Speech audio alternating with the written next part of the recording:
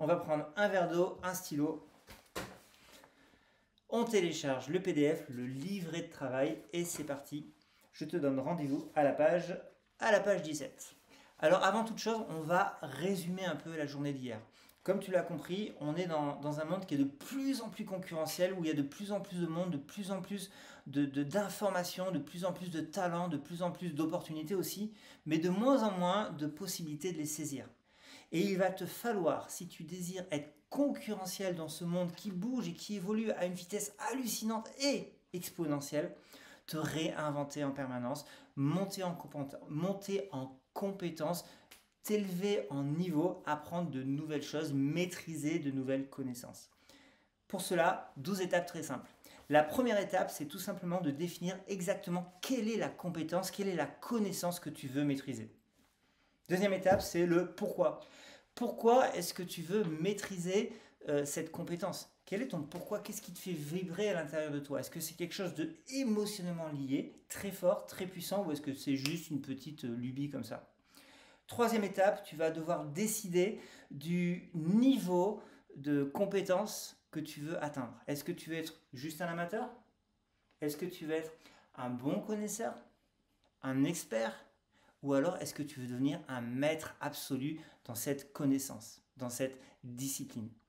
Quatrième chose, il va tout simplement te falloir, surtout si tu veux atteindre les niveaux élevés de la maîtrise de cette discipline, t'éliminer les croyances limitatives qu'il y a dans ta vie. Je suis trop jeune, je suis trop vieux, je suis pas assez bon, je suis pas ci, je suis pas ça, je suis trop ceci, je suis trop cela. Tu dois investiguer tes pensées, investiguer tes croyances et surtout exterminer celles qui te tirent vers le bas.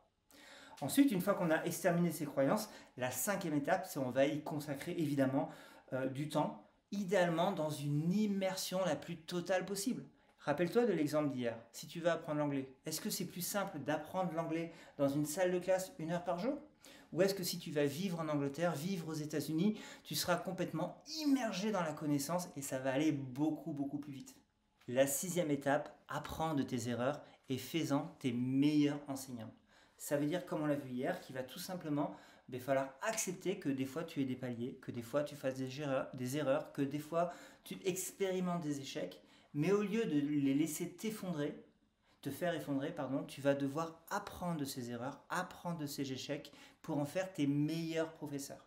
Il faut que tu intègres une notion d'amélioration constante et perpétuelle dans ta manière de faire. Le septième point, c'est tout simplement de t'entraîner de façon quotidienne, qualitative, massive.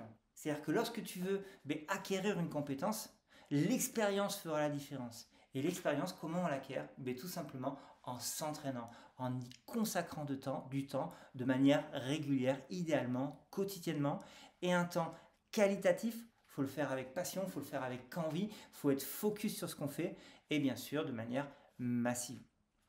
La huitième étape, c'est de se trouver des mentors. Trouve-toi des mentors, des gens qui maîtrisent déjà la compétence, des gens qui connaissent cette connaissance, cette discipline que tu veux conquérir. Écoute-les, vois comment ils font et modélise leur stratégie, leur état d'esprit, leur manière de faire. Neuvième étape, c'est tout simplement te tenir à jour.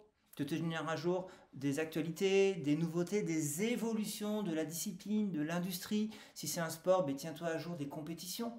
Mets-toi à jour de tout l'écosystème lié à cette connaissance, à cette industrie, à cette compétence, à cette discipline que tu veux acquérir, que tu veux conquérir. Le dixième point, il est simple, c'est de te concentrer uniquement sur le processus et non pas sur le résultat. On l'a vu hier, la plupart des gens échouent parce qu'ils n'ont pas les résultats qu'ils s'attendent ou qu'ils aimeraient avoir. Parce que la plupart n'ont pas compris. Le focus doit être non pas sur le résultat, mais le processus.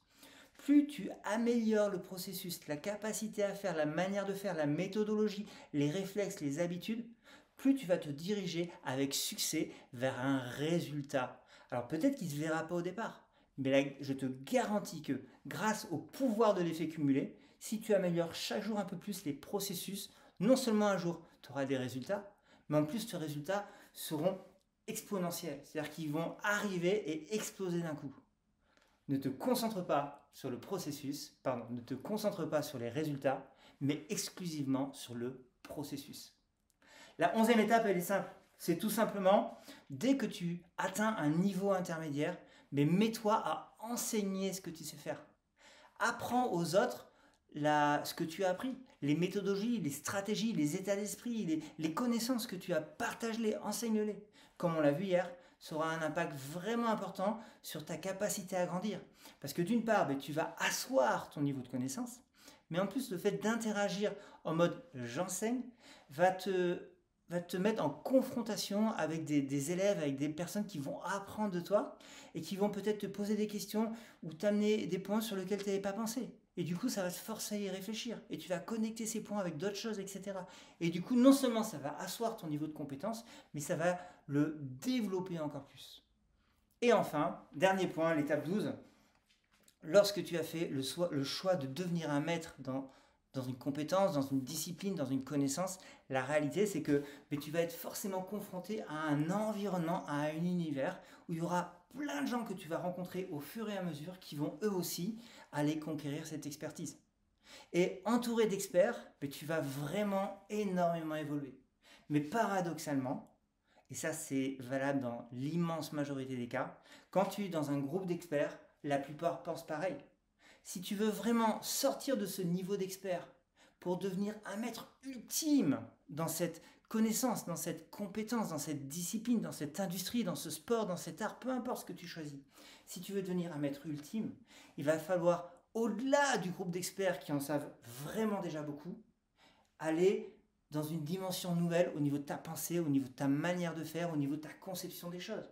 Explore des chemins qui ne l'ont jamais été. Pense en dehors de la boîte. Fusionne des idées ensemble, vois ce qu'il en sort. Et cette fameuse troisième idée, fusionne-la avec une quatrième idée, etc., etc., etc. Donc, ça, c'est le résumé des 12 étapes.